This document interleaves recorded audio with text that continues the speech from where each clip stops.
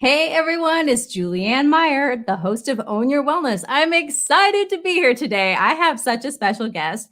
Her name is Jennifer Jerald, and she has so many talents and so many wonderful stories and just being her. And I just, you know what? I just want to bring her on. So let's do that. Hey, Jennifer. Hi, Julianne. I just didn't want to even because you are a professional speaker. So you can tell a little bit about yourself better than I can. So I wanted you, if you don't mind, let's just jump right in. I don't want to waste any time. So obviously this show is called Own Your Wellness. So I would love for you to share a bit about your own wellness journey and then how that led you to what you do and how you're being now in your life. Oh my goodness, my wellness journey has been over 4 decades long. I didn't even know I was on one until probably 6 years ago. Today is such an exciting day because 6 years ago, today was never going to be an option. I took a very short walk to my car and it was 103 degrees outside. It was so hot, really, really hot for where I live. And I climbed inside my car and I shut the door tight. I made sure all the windows were up and the car wasn't running. And everything that I had read and everything that I had heard told me that in just 20 minutes, lights out. Wow. And 20 minutes passed and 40 minutes passed and 60 minutes passed. And 2.5 hours later, I pried my eyes open and I thought, are you kidding me? I was hot. I was soaking wet, dripping with sweat. I was groggy. I was confused. And I was really mad because I was not supposed to be alive. And I knew that I had a decision to make. Hi, Beverly. I had a decision to make. I had to either sit there and wait another 20 minutes or 60 minutes or 2 hours, or I had to get out of the car and do something different. And in the moment that my eyes opened, I realized I must have a greater purpose. I didn't know what it was, and I didn't know how I was going to get there. But I knew that since I was still here, it would probably be better to open the door. So I did. Now, just a brief history, the walk up to that car door was a lifetime of hurt. It was a lifetime of pain. And I had been a victim of verbal, physical, and sexual abuse, along with a myriad of other things that had left me feeling empty and just blech. And I didn't know who I was, and I didn't know what my purpose was. And I had a long history of broken relationships that were filled with pain and shame and dysfunction. And the greatest dysfunctional relationship of all was the one that I didn't have with myself. Amen. Sorry, I just got to stop 1 second. Amen for somebody actually saying that for the first time ever on the show. Anyway, sorry. I just want to that relationship that we have with ourselves dictates the relationship we have with everybody else. And that is where transformation really from the fiery pile of ashes of what I had known as my life up to that point was merely just surviving the mundane of every day. And I decided to rise from the ashes, and it's been a climb. Hi, John. And I love my peoples. These are my peoples. I'm so glad they're here to support you. I'm so excited too. I'm excited to be able to share this and share you. And thank you for asking me. So the journey to wellness is still in progress. However, learning to face my fears and walk through them has created the fear to focus specialist that I am today. And as a survivor turned thriver, it is my mission, especially to work with women, to help us to get up off of our knees and stop crying, why me, as a victim, and crying, show me, as the warriors that we are. So that's why I'm here today. Oh, that is so beautiful. Now, I happen to know that you just did something pretty amazing down in Texas, and I would love for you to share about that. Oh, so exciting. Well, they say the overnight success takes 20 years. So I could say, well, this was a year in the making, but really it's been a lifetime, specifically about 14 years. 14 years ago, I said, I want to be a speaker. I want to change the world, and I want to be a messenger of hope. And I was met with so much resistance. And at that point, I didn't have a good relationship with myself. So I didn't believe in myself. And I said, oh, well, this isn't going to happen. So I crumpled up my dream and I set it on fire. And for 14 years, that little pile of ash has been sitting in the corner. Mm, And mm. last weekend, I rose up out of those ashes and I got on stage and I made my debut as a motivational professional speaker, and it was dynamite. In fact, the very words that came out of the MC's mouth when he brought me on stage were the very words I said to my husband a year ago when I said, won't this sound so cool when this is said? And boom, there those words were. And he said, ladies and gentlemen, you know her, you love her. Let's welcome back to the stage, the one, the only Jennifer Jerald. I couldn't believe it. I had tingles from head to toe, and it happened. So mindset and manifestation, words that I thought were woo-woo and cuckoo, have become foundational stepping stones to success. And I am so excited to share it with other people. Your enthusiasm. I love that word, enthusiasm. Your enthusiasm and your excitement is absolutely contagious. And I know it's genuine. And the thing is that I find fascinating is that a lot of people who have a history like you wouldn't find your enthusiasm and your excitement for life and go for their dreams and their goals and things like that. So I know it couldn't have been like you said, it's not an easy process necessarily because it does take time to get there. So how did you start changing your mindset? What got you going? Well, it had to start with me. In my book, Dare to Heal, which you can see in the background here, there's an acronym. And the H for heal stands for be willing to help yourself. And in order to change my mindset, I realized that the work had to be mine. I'd been going to counseling for years and nobody around me was changing, just for the record. So one day I walked into my counselor's office and I said, I have all these amazing tools and nobody's changing. And then I smiled and I said, unfortunately, the reality is that I'm the common denominator. So maybe it's me. She said, welcome. Are you ready to get to work? Oh, I love that. And obviously we would love the people around us to change, but in order to change the world, we have to start from inside. Happiness is an inside job. So I had to be willing to help myself. That was the first step to the next step of changing my mindset and really grasping healing by the horns in a totally different way than I'd ever done it before. I love that because, I always say on the show, because it is a wellness show, people hire me, for example, to lose weight.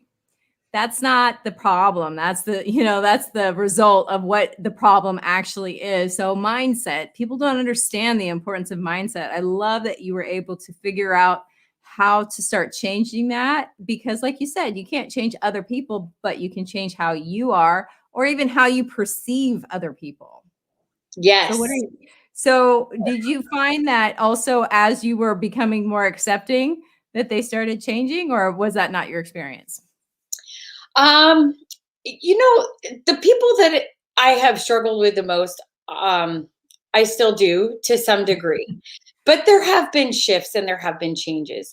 The biggest change was learning a skill called non-judgmental thinking. Mm.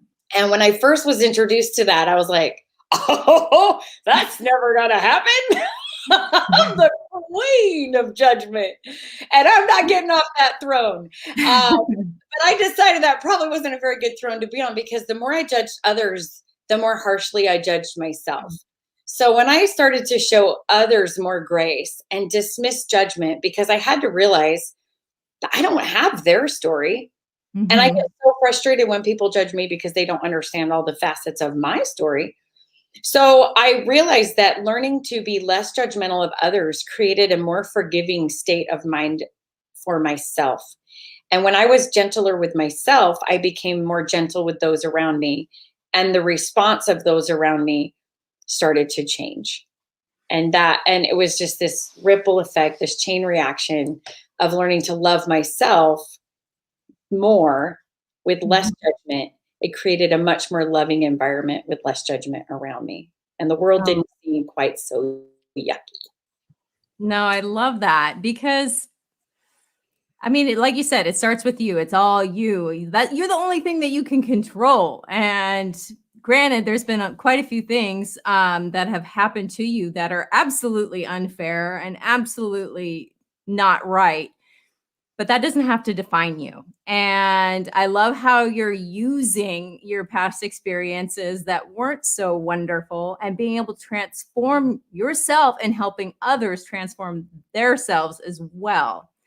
So what made you decide or just like pick what you're doing now? Because I know that you're so talented in so many different things, but this is pretty amazing. This whole speaking part, I love Oh, you it. know, one of the hardest factors in growing up was that I always wanted to be on stage. I wanted to be in movies, or I wanted to be in musicals, or I always would joke and say, the hotter the mic, the brighter the lights, the bigger the stage, the bigger the crowd. Ooh, my heart is pumping. Let's do this. And then little by little, that light got turned off Mm. outside, but inside there was always that little ember. It was always there. And any chance I got to shine, boom, I'd pop up out of nowhere, and then I'd be whoop, and then I'd curl back inside. And so when this transformation really started to take hold, it was like, it's time. It is Mm. time. And it doesn't matter if you got the love and the support of the people around you or not, it's time. It's time to speak up. It's time to speak out. It's time to stand up. It's time to stand out. That's what you were born to do. Nobody was born to be average. That's a choice. Boring. Yeah, it is. It's definitely a choice. And I So chose average for a long time. And now amen, it's sister. A lot of us have. No, you're definitely not alone in that one. Um, the thing is when you do decide to go after your dreams, it's scary. You know, it doesn't all of us just because you choose it doesn't make it easy. And I'm curious how you because I'm sure those little thoughts and those voices still come up for you where it's like, I can't do this, I'm not good enough, or whatever the case may be. What if they don't like me? What if whatever? But you are able to work through that. What's the difference for you? the biggest thing is my F.O.C.U.S steps in my title. I use them every day, and they work. And so I decided to create a whole little thing around it. Fear to focus. Fear is false evidence appearing real. Mhm. Sometimes there's real fear. I always say, well, if someone's coming after you and they want to take your life, that's real. We're going to Mhm. have that's a whole nother topic, but our basic fears are typically, I interviewed 100 people, and the most common answer was false evidence appearing real. I And love we've that. heard false evidence appearing real a million times. And so the focus, F.O.C.U.S, are 5 simple steps. And I won't go into too much depth on them right now. I'll just skim across them. But it's to check the facts. What are we afraid of? And is it really legit? Mm. Check the facts. Once you have the facts lined up, then you need to observe what you're feeling, how your body's positioned, what your breath is doing, what you're thinking subconsciously, if you can tap into that. And if you can hear any words, either audibly or just psychologically, you got to focus on that. So observe that. And then change your mindset. Do a brief Mm. meditation. There's guided meditations. In my PDF, I actually do a video breathing exercise with you, and it just helps you to reset your mind. If you can recharge your mind in a different setting, then you can think differently and more clearly. Once you've changed your mindset. We got to upgrade the word choices. Like you said, I'm not enough. I'm not good enough. I can't, I shouldn't, I'm not smart enough. I'm not brave enough. I'm not courageous enough. Upgrade that and flip it to a positive. I am enough. I am good enough. I have more courage than anybody else that I know because I'm the one having the conversation with myself right now. So upgrade your word choices. And then the last step, which is the hardest one and one of the most important ones, is to surrender the outcome. Mm. You surrender the outcome and let go of the things you can't control and embrace the things you can. Fear will back off and success will move in. Oh, that's beautiful. I love that. That is amazing. What a wonderful way. And I love anything with acronyms or just, I love all of that because it's easier to remember. And then it's just like in my brain instantly. Yes. Well, now you'll never forget. Well, you mentioned meditation. So, and then breathing, which is so important. And people think I breathe all the time. Yeah, your breath is the only thing that has never left you. But when you think about it, if you're angry or you're upset, you're holding your breath, or you're breathing really fast but shallow. And we all know that the oxygen, or the brain, needs oxygen and everything else as well. So, I mean, it just literally changes your brain chemistry on how you breathe. So I'm curious, since I know that you are into breath work as well as meditation, what other things do you do to recenter yourself and actually for your wellness? I mean, it could be physically, mentally, just whatever comes to your mind that you would love to share. I do a myriad of different things to center myself. I like to work out. My absolute end resort for working out is to punch a bag. I do love punching a bag. I'll wrap my hands up and I'll put my gloves on and I'll just go for it because it just releases so much. My girlfriend says, "You're like a guy.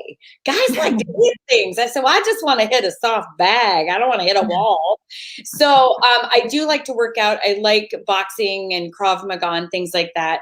But I also like to take a hot bath or take a hot shower. I love to write, and I write poetry, and now I love to write music, and I love music that brings peace to my soul. And whether somebody else wrote it or whether I wrote it, music is absolutely a bloodline for me. It's the fastest way to calm me down or make me mad.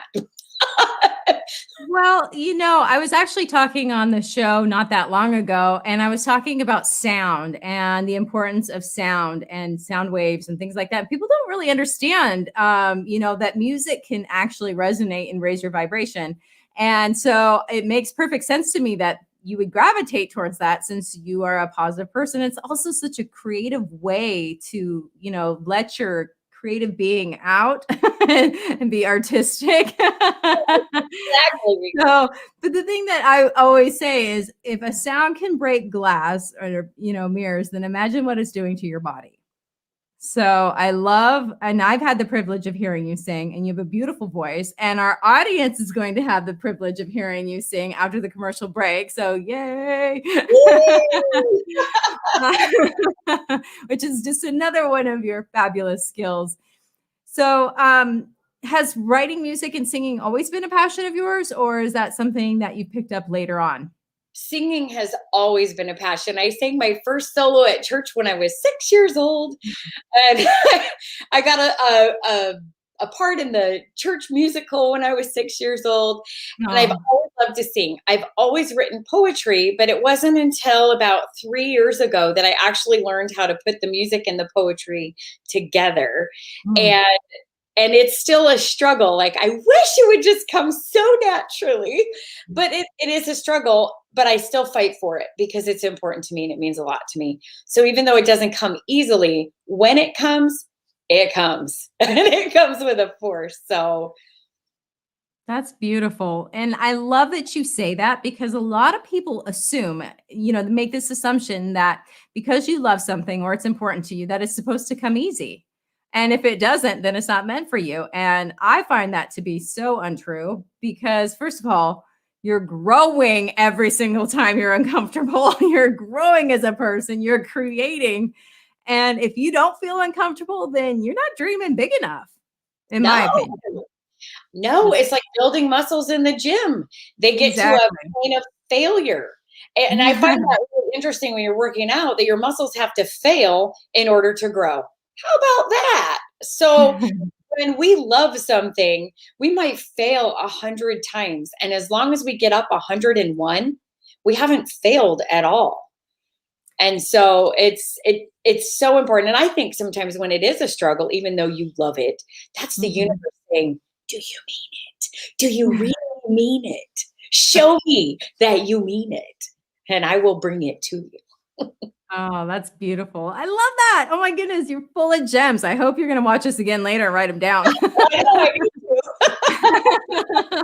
too. Because, when you're speaking from the heart as you are, it's just whatever comes out, somebody who's watching needs to hear it. And that's why I love that you and I connected in that way, because you and I both don't want to plan everything out. We want to see what comes out, just in plain conversation. It's more fun that way anyway. Absolutely. Life is not meant to be scripted. That's why they have that TLC show, Life Unscripted. We aren't meant to follow a script. We've got guidelines, and guidelines are right here. And we have the privilege to do this all the way through it because we were intended by a greater power to have creativity and ingenuity to be able to create the life of our dreams, not somebody else's dreams. And if we have to follow a script, then that means we have to live our life based on somebody else's idea for us. So do it unscripted and write your own life story.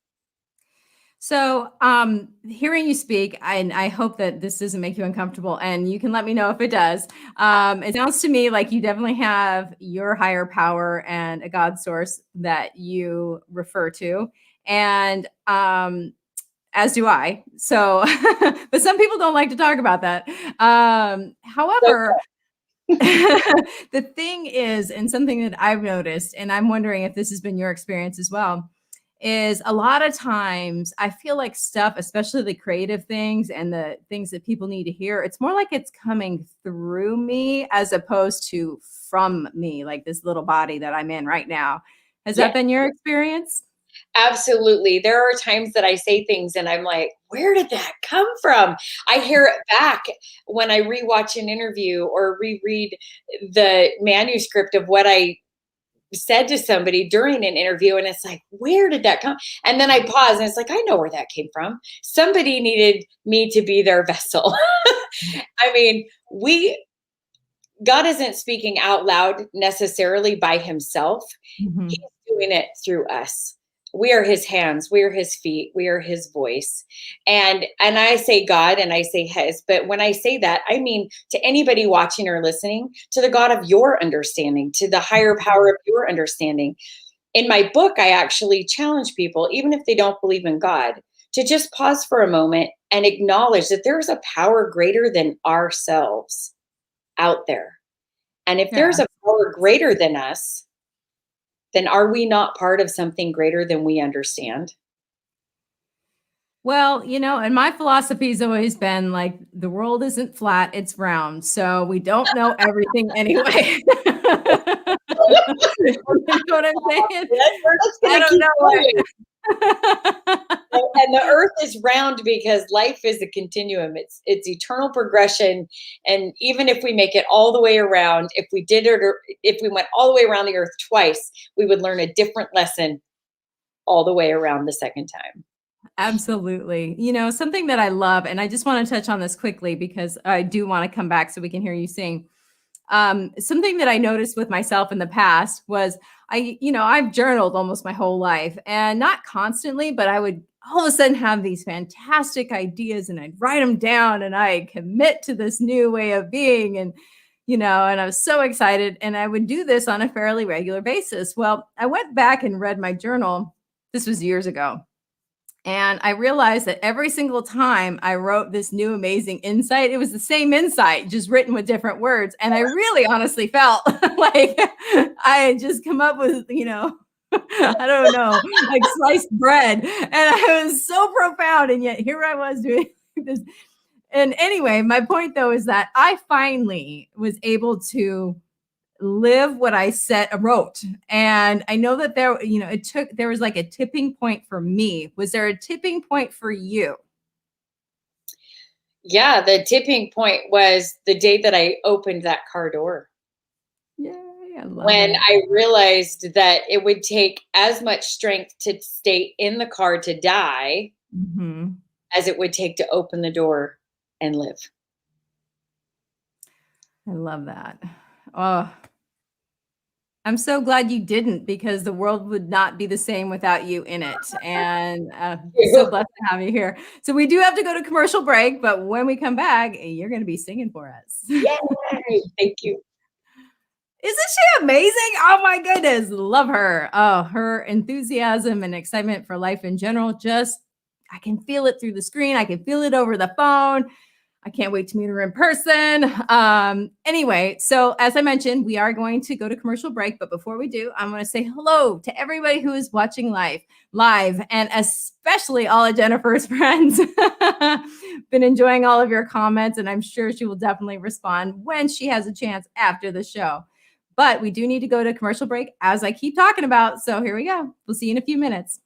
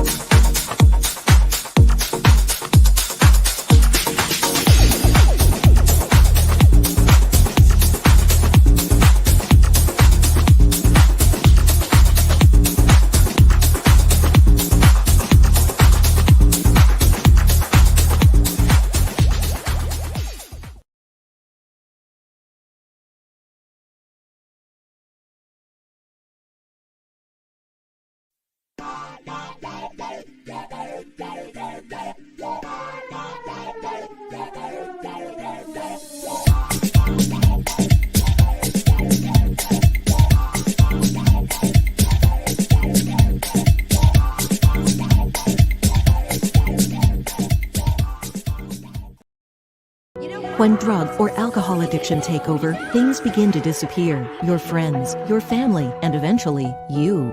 Recommended by Dr. Phil, New Method Wellness can help get your life back with individualized treatment plans for dual diagnosis clients. New Method Wellness provides the most highly credentialed treatment in a safe and welcome environment. Call New Method Wellness for your free consultation and ask about our national accreditations. Together, we can put the pieces back together.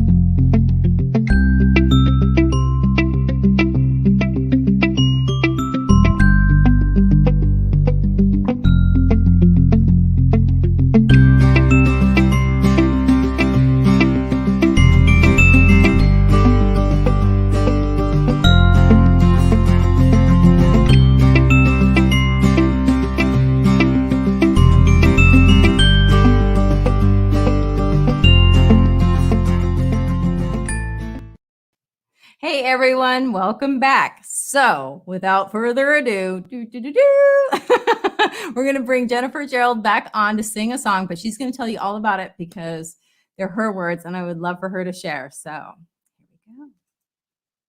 Hello, everyone. Thanks so much for having me, Julianne. I just am loving this and being able to share my story and my heart with your audience, and now to be able to share this song. I wrote this song just 4 weeks ago. I was challenged by a woman that I met. Her name is Casilda. And she met me in a clubhouse room and she said, "You've been through so much, but you're such an amazing woman now." And she knew that I loved music and that I'd written a few songs. And she challenged me to write this one. And she challenged me to bring that shattered, broken little girl to the woman that I am today, and to thank the universe for the journey. And I thought, well, that's not a struggle at all. Just kidding. It was a challenge. And this song took on several different directions before it was finally finished. And the name of this song is Mirror. This is my story, but it's for everyone. And just a reminder that each and every one of us is holding a mirror. What we see is up to you and me. And that's what this song is about.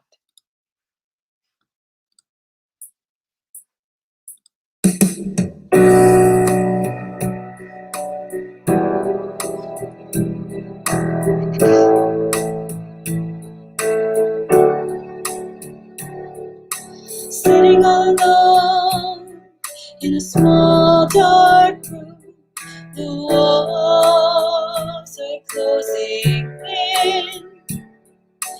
Hiding in a corner, scared of the light within. Spinning in a circle, afraid to take a step. Pounding in her chest, echoed by her breath. The world meant to bring so much hope, shattered like a mirror on the wall. Shattered.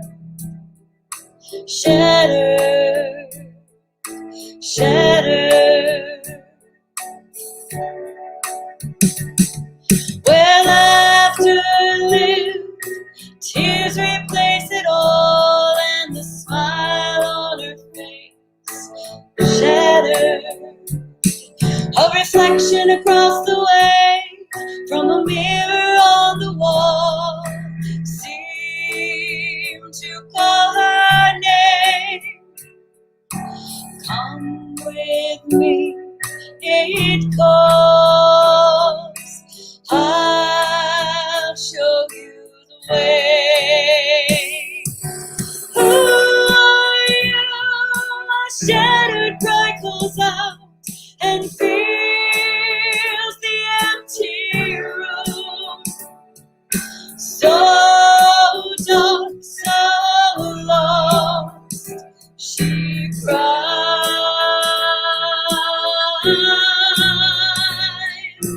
Who are you?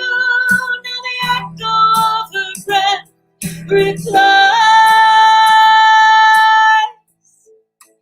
I am you. The mirror on the wall reflects a piece of you. It's just a piece of glass looking.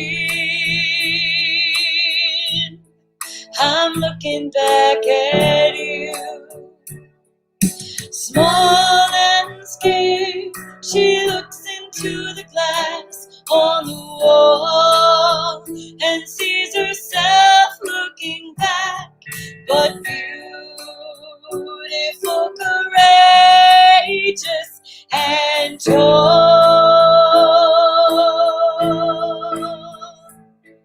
A shattered girl in pieces now begins to see all the things God planned through every tragedy. The mirror on the dark wall shows a piece of me.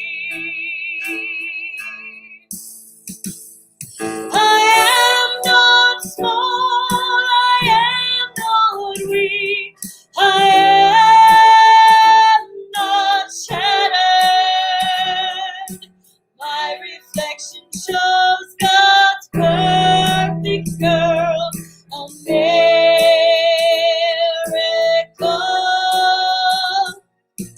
Oh, the tragedy, the hurt, the pain that broke her spirit down.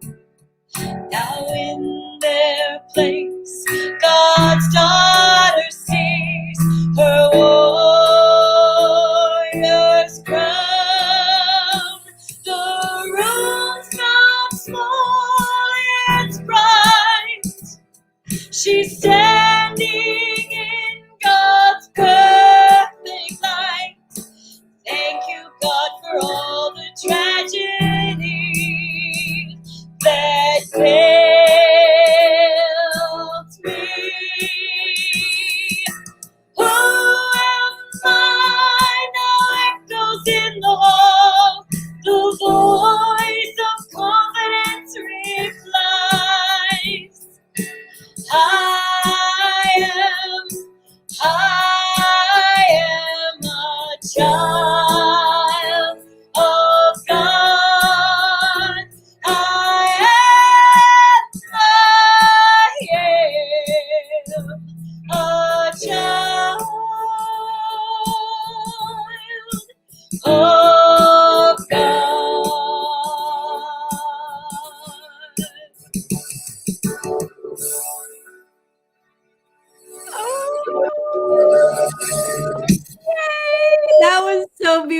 Well, that literally made my heart like jump out of my chest. I love it. And thank you for letting me share that. Well, I want to share something with you, something that you don't know. I did a summit in the summertime, and it was the Live with Joy Summit. And I closed out, and this is the only person who sang on my summit, Grammy Award winner Melissa Manchester. So you're the first one since her that I have had the honor and the privilege of showcasing. So I wanted you to know that. Oh, thank you. I'm right up there with the Grammy winner. That's your next goal, Grammy. Yeah. That's right. Let me pick it for you. Yay. That was beautiful. And, I just love music that actually means something and is inspiring as opposed to just something with some sort of a beat or auto tune. That's not music to me, but no, I love because it came from your soul, and that's what makes it even more beautiful. Besides, your voice is amazing. So Oh, well, thank you. Thank you for sharing that. I never know how it's going to come across on a StreamYard or a Zoom or an interview, but hopefully it came across okay. And well, it did to me. So, and I'm the only one that matters. So. You're right. That's true. It is. Yeah, well, the world revolves around me too. Just kidding, obviously. Of course. But anyway, I would love for you to share just a little bit more. You were talking about loving yourself, and I know that you have been through a lot of surgeries and a lot of physical things that have been done to you. Just a lot that would not necessarily make you appreciate your body, or maybe it did because you're like, I'm still here. And I'm just kind of curious how it's affected you and how you were able to work through any difficulties. Well, that piece is still a bit of a challenge because of all of the injuries and the surgeries to put me back together, if you will. Exercise has become more and more challenging, and I want to do it the old way, like I used to before I got hurt. And when I can't do it that way, sometimes I still have a little pay party. I'm like, they can't do it my way.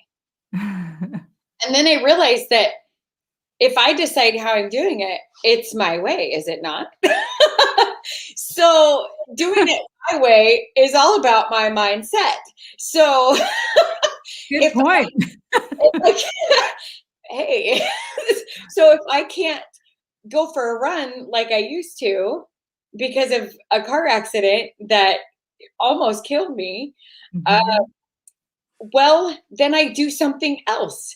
I can't run on the ground, but I have found that if I get on the elliptical and I don't hold on to the handles, what? Try it sometime. It's fun.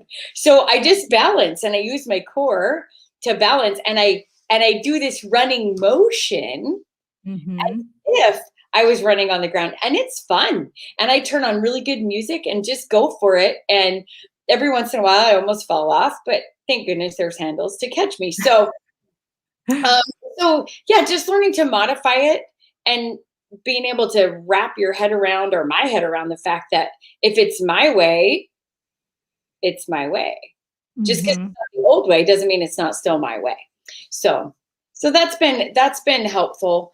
Because there is downtime and there is recovery time. There is, another 6 weeks, or another 8 weeks, or I had a surgery about a year and a half ago, and I didn't get cleared to exercise for almost a year. And I was like I felt like a couch potato, like a dust bunny.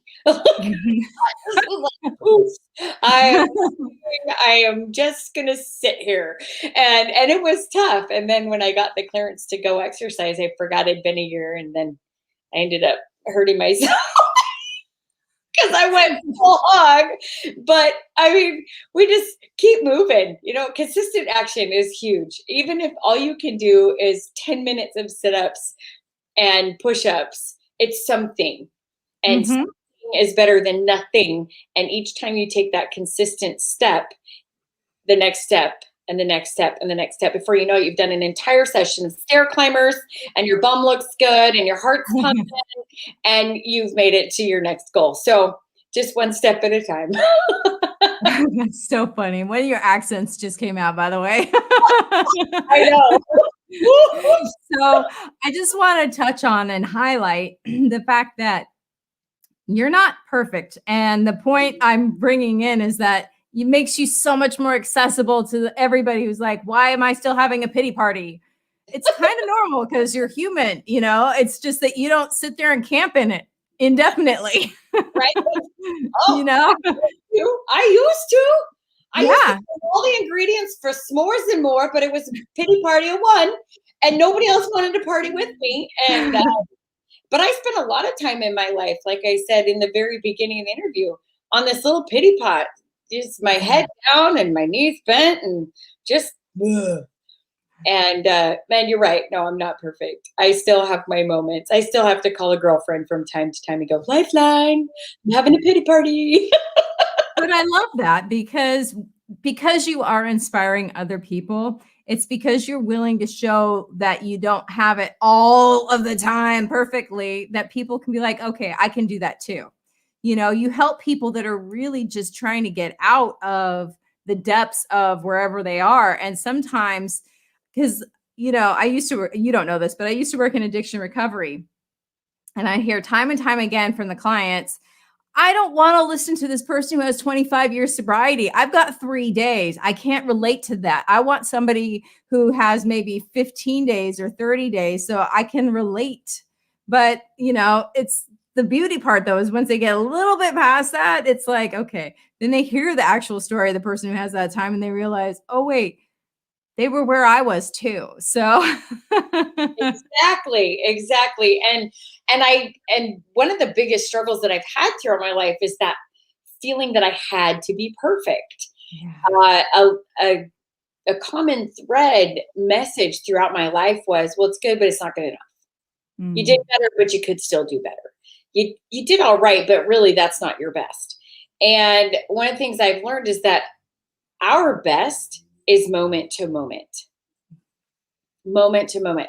So if somebody in your life has just passed away and somebody else comes at you with their problem, you may not handle that as well as if you were having your top-notch day where you had done all your meditation and your morning writing journals and you had the perfect breakfast and you got your workout and you already were 64 ounces of water in for the day and you're completely perfectly set because you've been derailed a little. And so remembering that our best is moment by moment. And if someone ever looks at you and says, you're not doing your best, you can just know inside, yeah, I am. I'm doing the best I can right now. And I know that tomorrow may be better. But today, right now, this is the best I can do. And some days are harder than others. Some days I wake up and it's like, nope, I want to go back to bed. I generally don't. But I feel that way. And then I go through my steps and get on with my day. And some days I just go, nope, I'm taking a day off. And I allow it to happen. And I've learned that it's more important to be in a state of eternal progression than instant perfection. I love it because, you know, I love that you give yourself that grace for those times when you don't want to. And you're like, you know what, today's one of those days and it's good enough. I'm breathing, I'm here, and tomorrow will be better. So you mentioned something that I would love for you to talk more about. You said something about how you have steps of the day. So what does your morning look like? What is your, I'm going to set myself up for success morning look like? Well, my morning is a little bit different because I have a family. And so my morning really, it starts with my husband. First and foremost, every day, we are up bright and early and we do a little workout together in the morning. It's about 15 minutes. We work out together just to make that connection as husband and wife first thing in the morning. And we do it with a healthy routine. And then while he's getting ready, I head upstairs. And one of the things that he loves about me is I pack his breakfast and lunch and I put a note in his lunchbox every day. And we've only been married for 9 months, but we've been together for about 5 years. And so he said he calculated, he thinks I've written over 1,500 notes for him. And they're different every day. So once I get him out the door to work, then that's my quiet time where I take some time and I read my scriptures and I meditate. Or when I say meditate, I'm not like humming with my fingers pinched. It's just that quiet time where I allow my mind to go where it goes. One of my mentors taught me, it's called allow the now, or just sit quietly and just let my head do whatever it needs to do so it can reorganize the boxes and declutter a little. And then I generally will just sit quiet and just contemplate and ponder my morning before I have to wake up my daughter and get her ready for her day. And then the rest of the day is busy work and content work and interviews and and planning and just living. But I do attempt every day to create a little bit of magic with the mundane of what we have to do now so that we can enjoy what we want to later.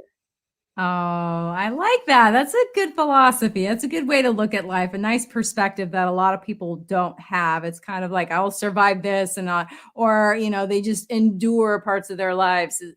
But, I interviewed somebody not that long ago, and he was talking about how, with his kid who never wants to make his bed, he was saying, well, we turned it into a game. So then he's, why not? So why don't I turn the things I don't want to do into a game? And I just thought that was really fun. It really changed my perspective too, because why am I making this hard for me? Why am I making it harder when I'm going to be doing this, whether or not I want to? So why not change my perspective so it's not torture? Yeah, exactly. Make it magic. Create a little magic. My daughter loves science fiction. We're reading a series called Fable Haven. Oh, it's yeah. amazing. And it's got goblins and dragons and unicorns, and she doesn't know about the unicorn yet. It's got wizards and witches and all these magical, fantastical creatures, and it's just so much fun. And just creating a little bit of magic in the day really helps you as an adult to remember what it's like to see through the eyes of a child. So little things like when my daughter was off at school, I would clean her room and then I'd put a little note with some glitter from her fairy Genevieve. I believed that for years. And she just last night and her room was clean and I said, oh, Genevieve came by. It's been a while. And she says, oh, Mom, you're the best. So she knows I'm Genevieve now. But create a little magic. And if you don't have little ones at home, find a way to create magic of a child's eye in your own life. Like you said, make a game out of the thing we don't want to do. I like that. Yeah, why not? Why am I torturing myself? Why not just change my perspective? That's the one thing I can change. I still have to brush my teeth. Yeah, I like my teeth too much. Change your perception, change your truth, because they say that perception is truth. So what does yours say? So something that we're running out of time, but I really want to get this question in quick. You mentioned mentors. Yes. How many mentors do you have? Right now, I don't know if I could count them. I know for a fact that I have, for certain, I have about 5 solid mentors that I talk to on a regular basis right now. And it's amazing. And here's the thing, you're teaching other people and showing people how to become warriors themselves.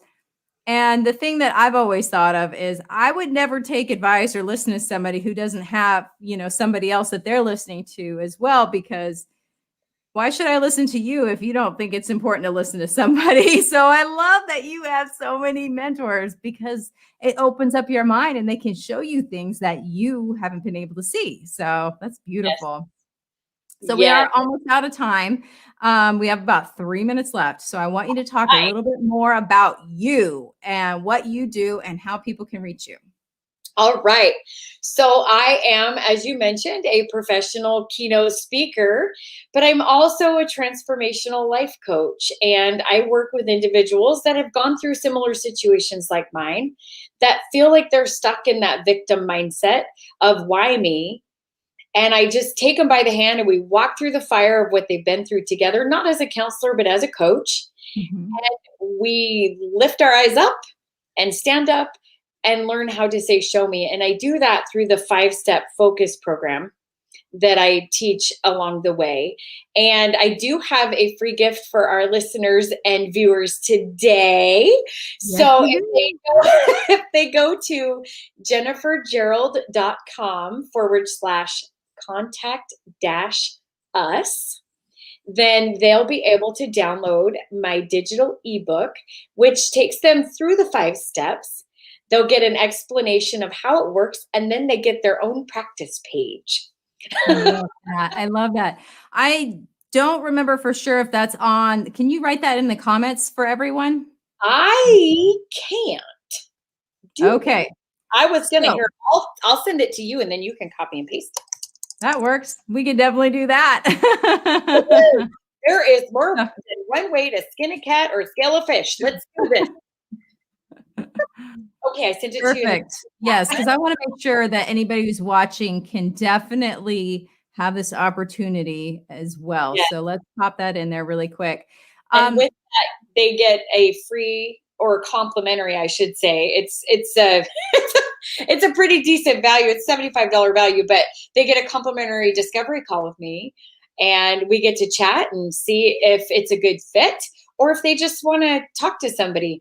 Then I offer that 30 minutes to spend some time with me, because I just want people to know they're not alone and that somebody else has been there.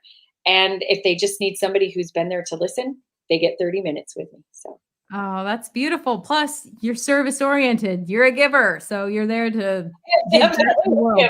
Yeah.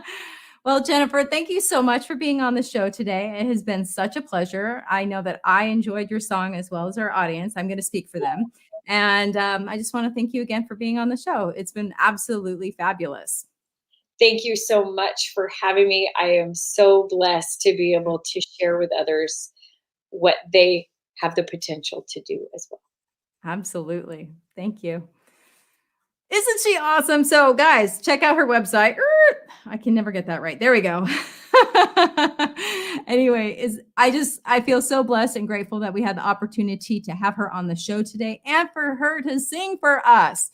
That was fantastic and fabulous. Anyway, so we do have to go because it is that time. So until Monday, have a great weekend.